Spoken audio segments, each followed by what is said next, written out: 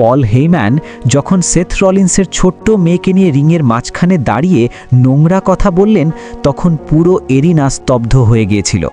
Seth Rollins নিজের রাগ সামলাতে পারে নাই। তিনি পল হেইম্যানকে আক্রমণ করলেন। এরপর ঘটে গেল এক বড় দুর্ঘটনা। পুলিশ এসে ডাইরেক্ট সেথ রলিন্সকে অ্যারেস্ট করলেন এবং থানায় নিয়ে গেলেন। আজকের এই ভিডিও সম্পূর্ণ দেখলে আপনার রক্ত গরম হয়ে যাবে, তাই শেষ পর্যন্ত দেখতে হবে।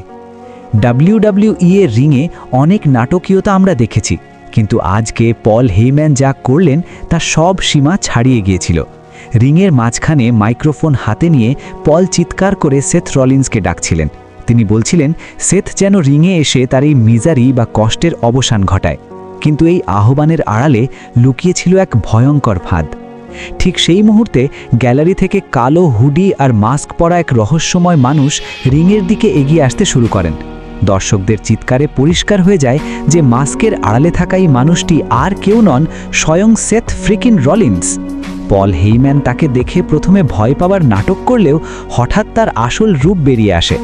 পল জানতেন সেথ যদি রিংয়ে পা রাখেন তবে তাকে বড় আইনি ঝামেলায় পড়তে হবে, কারণ পল আগেই সেথের বিরুদ্ধে কোর্ট থেকে রেস্ট্রেনিং অর্ডার জারি করিয়েছিলেন। সেথ যখন রিংয়ের পাশে আসলেন তখন পুলিশ তাকে ঘিরে ধরে। পল হেইম্যান তখন শুরু করলেন তার জীবনের সবচেয়ে নোংরা খেলা। তিনি সেথকে লক্ষ্য করে বললেন, আমার পরিবারের পুরুষরা পুলিশকে খবর দেয়, আমরা মামলা করি। পল এখানেই থেমে থাকেননি, তিনি সেথের ব্যক্তিগত জীবন নিয়ে কথা বলতে শুরু করলেন।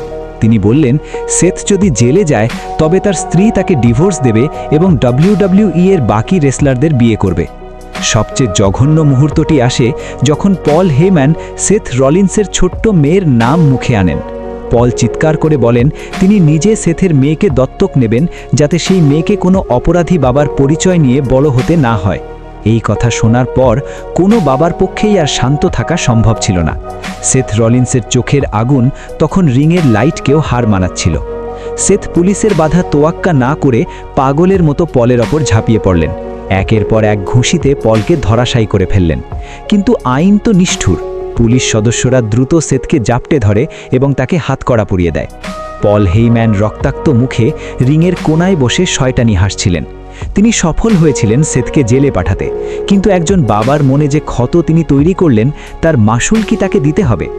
পল হেইম্যান কি একজন বাবার দুর্বল জায়গায় এবং তার সন্তানকে নিয়ে এমন কথা বলে ঠিক করেছেন? একজন বাবার আবেগ নিয়ে এই রকম খেলা আপনি কিভাবে দেখছেন? সেথ রলিন্সের জায়গায় আপনি থাকলে কি করতেন?